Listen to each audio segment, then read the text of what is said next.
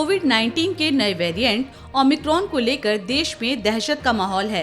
हालांकि अभी तक देश में इससे संबंधित कोई मामला नहीं मिला है, लेकिन केंद्र और राज्य सरकारें इसे लेकर बेहद चिंतित हैं। यही वजह है कि इस वायरस को लेकर लगातार आपात बैठकों का दौर जारी है। बताया जा रहा है कि कोरोना का ओमिक्रॉन वेरिएंट दक्षिण अफ्रीका के लगभग सभी राज्यों में फैल चुका है।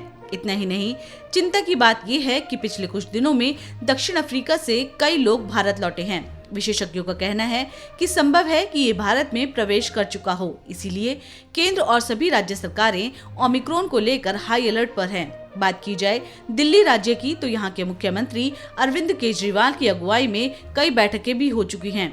आज अरविंद केजरीवाल ने भी ट्विटर के माध्यम से एक बार फिर प्रधानमंत्री नरेंद्र मोदी से इस बाबत अपील की है।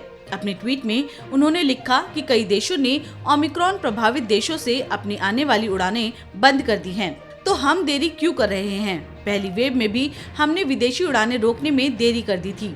अधिकतर विदेशी उड़ानें दिल्ली में आती हैं। दिल्ली सबसे ज्यादा प्रभावित होती है। पीएम साहब, कृपया उड़ानें तुरंत रद्द करें। इस बीच दिल्ली सरकार ने यहाँ के लोकनायक अस्पताल को ओमिक्रॉन वेरिएंट से संक्रमितों के लिए रिजर्व कर दिया है।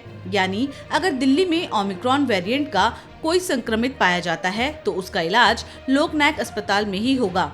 इसके तहत एलएनजेपी में ओमिक्रॉन से संक्रमित मरीजों के लिए आइसोलेशन और ट्रीटमेंट के लिए 1 या 2 वार्ड रिजर्व रखने का आदेश दिया गया है।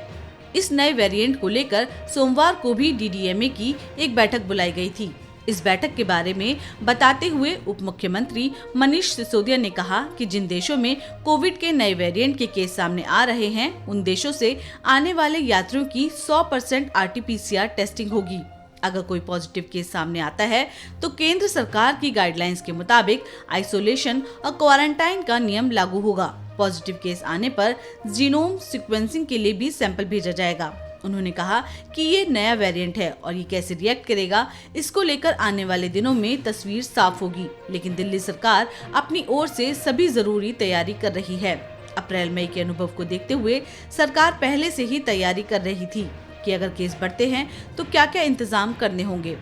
सब लोग नए वेरिएंट को लेकर चिंतित हैं और केंद्र सरकार के एक्सपर्ट ने भी अभी तक उपलब्ध जानकारी दी है। तैयारियों में कोई कोताही नहीं होगी। सरकार ने पहले से ही एडिशनल बेड्स की व्यवस्था की थी और डेंगू की वजह से कुछ बेड्स कन्वर्ट किए गए थे, लेकिन उन्हें फिर से कोविड बेड्स में शिफ्ट किया जा सकता है।